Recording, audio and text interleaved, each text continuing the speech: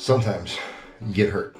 Hey, what's going on, guys? I'm Brad with Despite Fitness, and I want to show a little clip of a video where I get hurt. It's not graphic or like super crazy or anything like that, but this is kind of a video where injury happens. So if you want to see me get hurt, stick around and check this out. All right, first and foremost, the reason why I'm showing this video is just to show that sometimes bad things happen, right? So on this particular day, it's the early part of April, doing some training, things felt fine, weight was moving fine. This was the second rep of the last set for the training day. And, got in, first rep felt fine, second rep, click, right? And so the issue is I feel kind of a strain or a pull kind of mid quad, but medial, right? So kind of toward the center line, toward like the adductor type space. It was pretty significant, and you'll kind of see that here in just a second. But the reason, again, to show this is just to kind of demonstrate that sometimes bad things happen, and sometimes they happen really, really fast, and even when you're feeling like fine, right? So sometimes, you're just cruising along and then boom, out of the blue. Injuries are a part of being alive. So even if you don't train, religiously or, all that much, there's bound to be a point in time where, you're going to get injured, whether it's, stepping on one of your kids' Legos or slipping down the stairs or whatever. The important part, I believe, for injuries is kind of addressing them as aggressively as you are capable of doing so, right? So returning back to normal function as much as you can, as quickly as you can. So returning range of motion and kind of getting back to normal things, stimulating blood flow, trying to rehabilitate and just be very forward leaning versus immobilizing and just kind of trying to hope that the thing heals instead of going out and pursuing healing. So real quick here, check this out, and then we'll talk again here in just a second. Easy. Are you okay?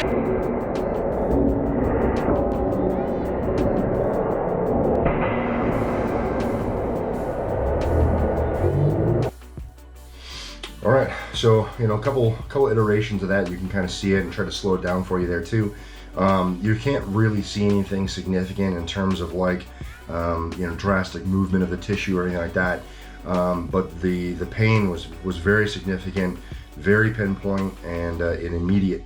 And you can see that leg kind of jump up where I was really just trying to remove pressure off that leg by trying to stand on one leg with 500 pounds in my hand. The injury now has healed. It did plague me for a little while trying to kind of get back to normal, but it did take me a little while trying to get back to normal activity, and I feel like now things have kind of returned back to normal. Actually, they've been normal for a while, and I'm recording this portion of the video here in August 22nd. So quite a lot of time between now and the point that the injury happened. But what I want you to remember is that the injury did nag me for several weeks after the point of injury, and I did try to do what I could to kind of be aggressive and get back into it, almost sometimes to a fault. So it is a fine line, and you have to kind of find what works for you. I tend to try to push the envelope maybe a little bit too much sometimes, and I did find that on a couple of sessions I pushed the envelope a little bit too far and kind of retweaked it.